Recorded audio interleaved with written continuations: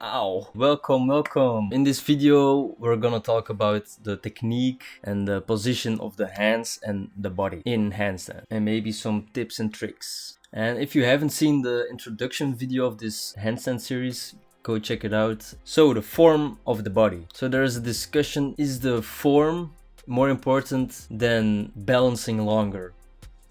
Well, in my opinion, they are both important, of course. The straighter you are, the easier it is to balance. It can be quite challenging to be straight. The most important thing to have a straight body is actually to push out your shoulders. So not like this, but like this.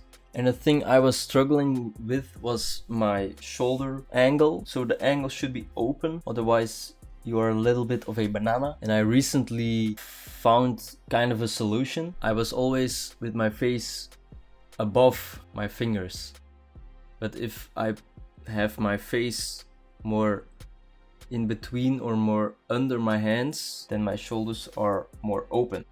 And yeah, a lot of people say you should always be super straight. Yes, it's easier to balance then, but in the long term you should be able to find balance in a lot of forms with your body. So it's okay to not be super straight, but try to be. It's a good habit to have. How to use your hands and the technique of your hands for balancing. So actually we do the same if you're standing on our feet. If you go a bit to the front, you push your toes in the ground, you come back. And the same with your heels. If you're going backwards and you push your heels in the ground, then you're coming back forward. And you're doing the same with your hands. If you push your fingers to the ground, you come back. And if you put your palms in the ground, and you go back.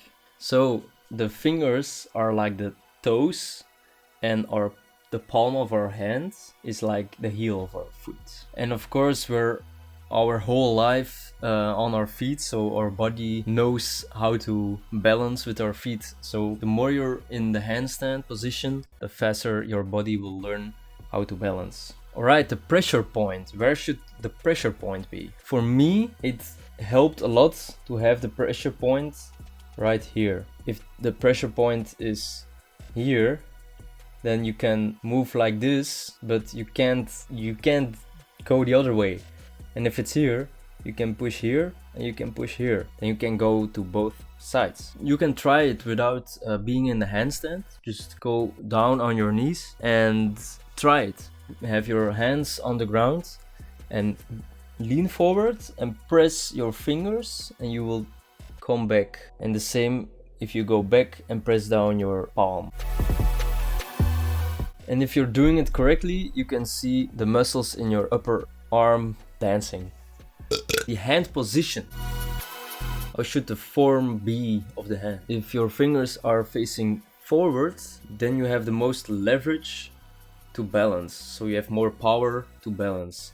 But it is more painful on the wrists. And if you have the hands to the side, then it's less painful for the wrist, but it's harder to balance. If you have pain with the wrists, you can have them a bit like this. The easiest way for balancing is having your fingers facing forward. So yeah, do what feels good. Everyone's body is different, so listen to your body. So some people can balance with flat hands, some people balance like this, and most of the people, including me, use the Cambridge form.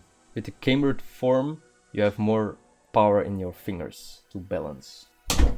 I know it's a weird position, but you'll get used to it. So the most important thing is do what feels good for you, try a lot of things, enjoy the process. Bye bye.